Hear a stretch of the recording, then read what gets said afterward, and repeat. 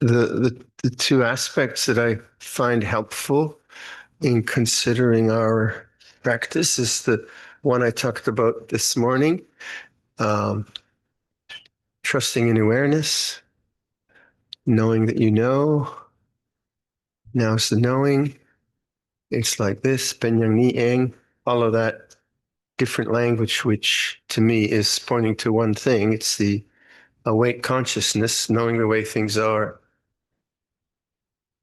in a very silent manner, with no comment, no criticism, no judgment, or knowing that. And then the other aspect of that is the open heart or the relaxed mind. And if you look at the literature of like Western monks teaching now, Luangpor Viradhammo will say receptive awareness, relaxed attention. You'll find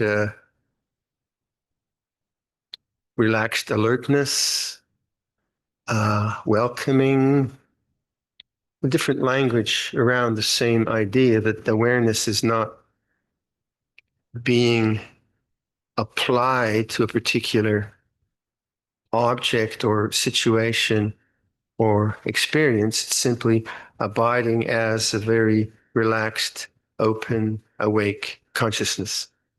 All those words. And that should point to just one thing.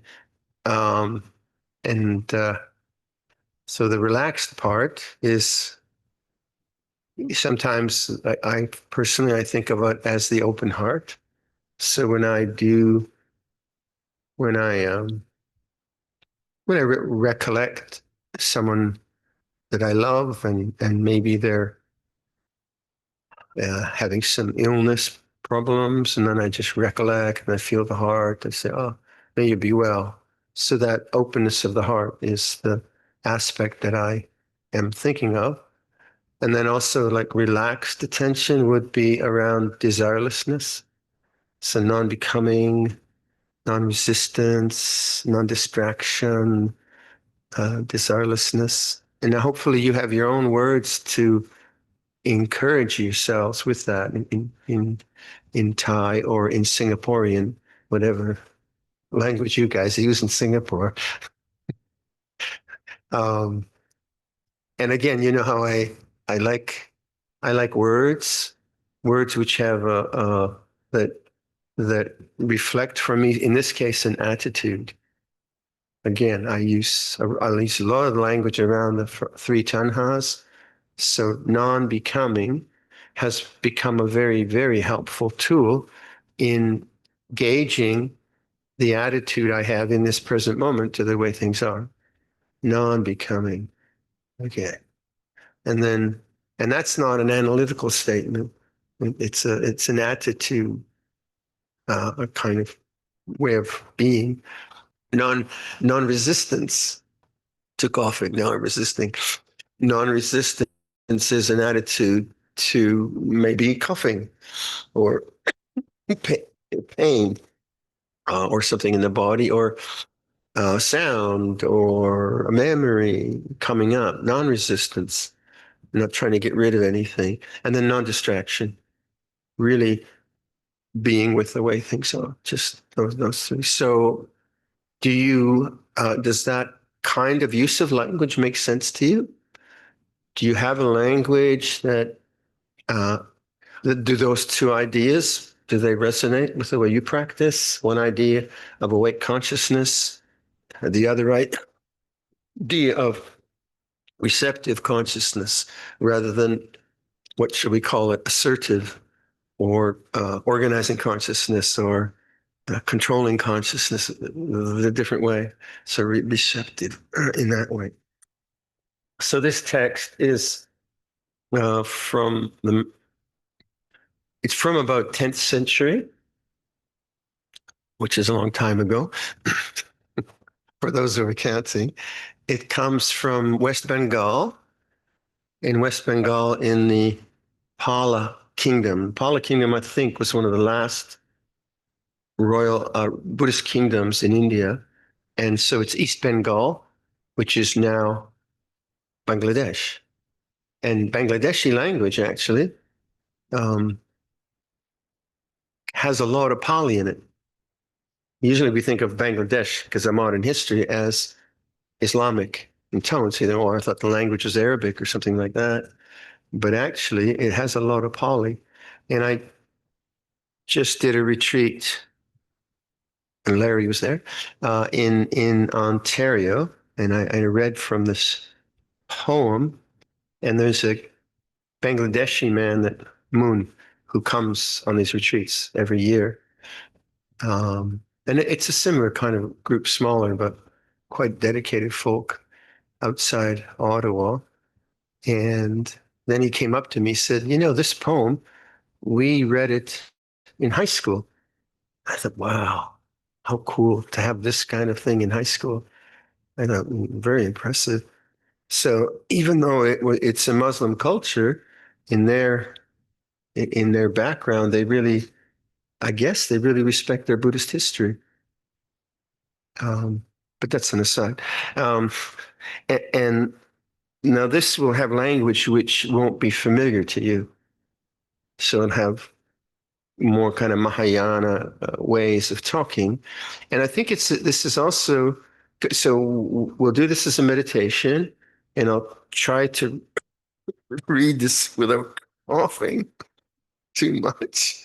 And but I think it's also a good exercise in listening. So if you are to the lawyers that we have here, if you're trying to understand this as a legal document, then you'll be thinking, or to our business friends, if you're looking at it as a business contract, then, what does that mean? What does that mean? What does that mean? But may I suggest that you don't worry if you don't understand a particular word. Don't get stuck there. So it might be an interesting exercise in listening with the heart rather than listening with the intellect. Maybe not. Maybe you'll just feel confused, or maybe you'll understand the whole thing. I'm not sure, but um, oftentimes, sometimes if we're too intellectual when we hear Dhamma talks, we hear a word and we think, what is that word? And what does that mean? Blah, blah, blah. And actually, we're no longer listening. We're talking to ourselves. And what's the point of that? And so you in the way Luangpor Chas, if I remember correctly, he said, listen with your heart rather than with your head. So this is Tilopa song to Naropa, and there is a lineage of Mahayana teachers. Tilopa, Naropa, Marpa, and Milarepa were a lineage of teachers, and Milarepa was already in Tibet. So sometime in those 200-300 years, there was a great exodus of Buddhist teachings, monastics, that went up I think, into the Tibetan plateau, if I have it right. But its origins were in East Bengal, and then in southern India before that. So the word that's used here is Mahamudra. And Mahamudra, I take as awareness. So when you see that word, I mean, that's my sense of that kind of what I'm trying to point to, this awareness which is receptive and allowing. So when you hear that word, just substitute that in it if you get confused. But try not, again, just let it wash over you. And if you don't understand anything, just, not understanding feels like this, then you'll be fine. This is a safety valve. And then to see how it affects you. And if it affects you peacefully, great. And if it affects you like, what the heck was that about? Great. If it affects you well, then accept it. If it doesn't affect you well, then accept it. So the beauty of our practice is that we're not asking for any affect, but sometimes suggestions about relaxing attention are I find, very important and helpful. What else so I think, so Mahamudra is the main word that keeps coming up in this piece. Yeah, so I think that's sufficient. Yeah. So let's just take a meditation posture. I'll read it quietly with minimal amount of coughing, I hope. And then I'll just keep sitting in to the end of the sitting in quietness. So, come on. Let's take a posture that is comfortable.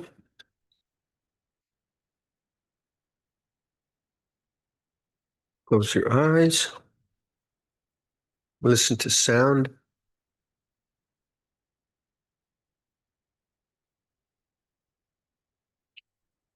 Notice the changing nature of sound.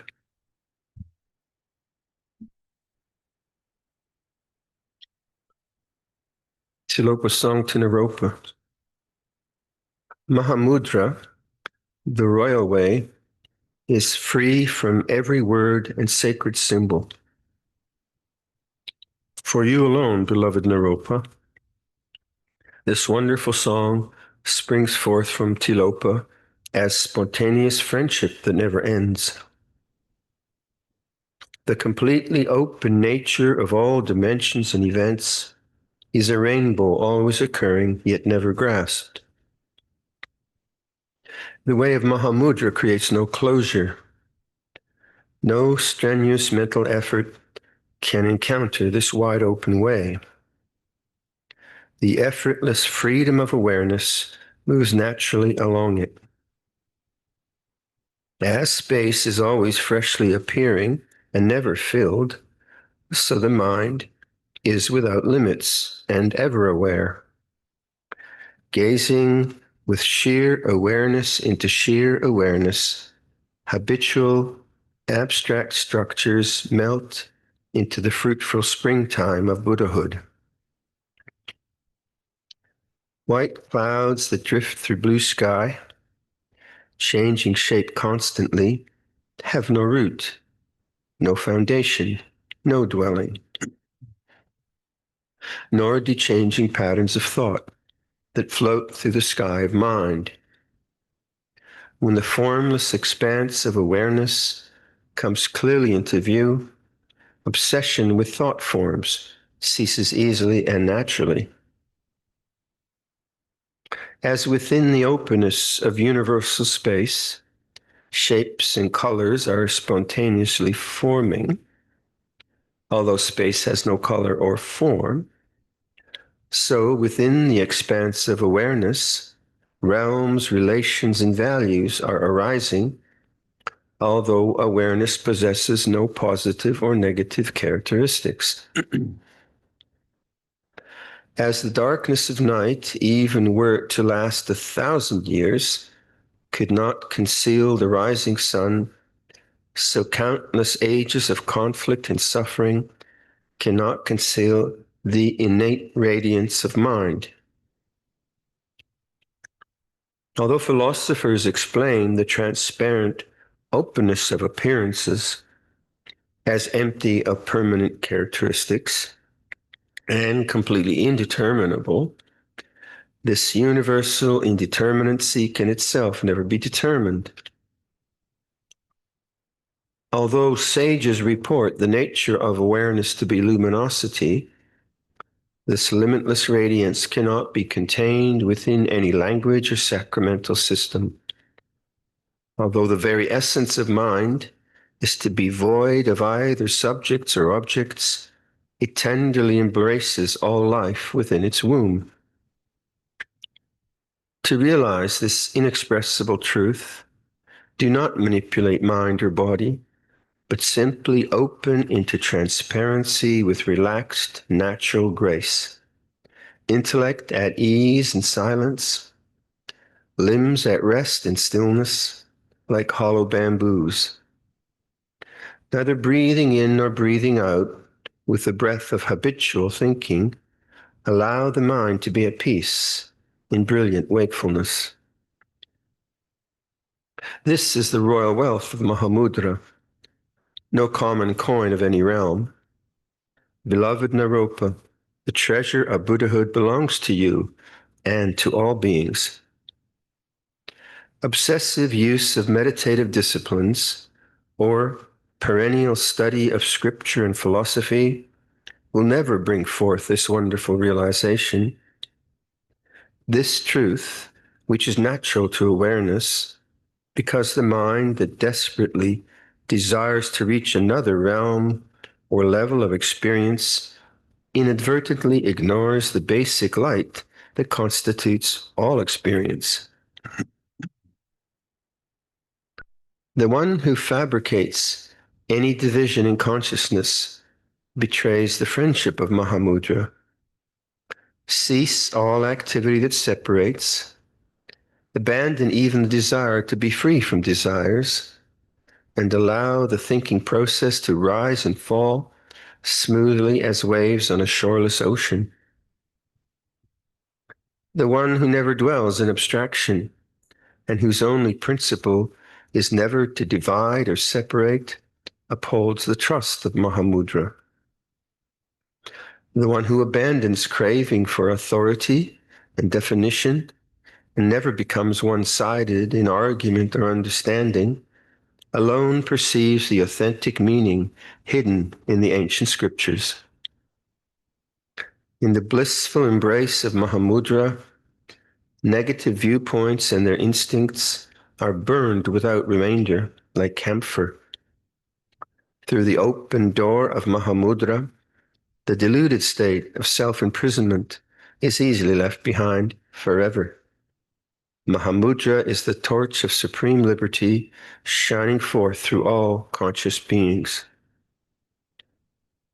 Those beings constituted by awareness who try to ignore, reject, or even grasp awareness inflict sorrow and confusion upon themselves like those who are insane. To be awakened from this madness, cultivate the gracious friendship of a sublime sage of Mahamudra, who may appear to the world as mad. When the limited mind enters blessed companionship with limitless mind, indescribable freedom dawns. Selfish or limited motivations create the illusory sense of imprisonment and scatter seeds of further delusion. Even genuine religious teaching can generate narrowness of vision. Trust only the approach that is utterly vast and profound. The noble way of Mahamudra never engages in the drama of imprisonment and release. The sage of Mahamudra has absolutely no distractions because no war against distractions has ever been declared. This nobility and gentleness alone, this nonviolence of thought and action, is the traceless path of all Buddhas. To walk this all-embracing way is the bliss of Buddhahood. Phenomena on every plane of being are constantly arising and disappearing. Thus they are forever fresh, always new and inexhaustible. Like dreams without solid substance, they can never become rigid or binding. The universe exists in a deep, elusive way that can never be grasped or frozen. Why feel obsessive desire or hatred for it, thereby creating illusory bonds? Renounce arbitrary, habitual views. Go forth courageously to meditate in the real mountain wilderness, the wide open Mahamudra. Transcend boundaries of kinship by embracing all living beings as one family of consciousness. Remain without any compulsion in the landscape of natural freedom, spontaneous, generous, joyful. When you receive the crown of Mahamudra, all sense of rank or attainment will quietly disappear. Cut the root of the vine that chokes the tree, and its clean tendrils wither away entirely. Sever the conventionally grasping mind, and all bondage and desperation dissolve. The illumination from an oil lamp lights the room instantly, even if it has been dark for eons. Mind is boundless radiance. How can the slightest darkness remain in the room of daily perception? But one who clings to mental processes cannot awaken to the radiance of mind. Strenuously seeking truth by investigation and concentration, one will never appreciate the unthinkable simplicity and bliss that abide at the core. To uncover this fertile ground, cut through the roots of complexity. With a sharp gaze of naked awareness, remain entirely at peace, transparent, and content. You need not expend great effort, nor store up extensive spiritual power. Remain in the flow of sheer awareness. Mahamudra never accepts nor rejects any current of energy, internal or external. Since the ground consciousness is never born into any realm of being, nothing can add to or subtract from it. Nothing can obstruct or stain it. Where awareness rests here, the appearance of division and conflict disappears into original reality. The twin emotions of anxiety and arrogance vanish into the void from which they came. Supreme knowing knows no separate subject or object. Supreme action acts resourcefully, without any array of instruments. Supreme attainment attains the goal without past, future, or present. The dedicated practitioner experiences the spiritual way as a turbulent mountain stream, tumbling dangerously amongst boulders. When maturity is reached, the river flows smoothly and patiently with a powerful sweep of the Ganges, emptying into the ocean of Mahamudra, the water becoming ever-expanding light that pours into great clear light, without direction, destination, division, distinction, or description.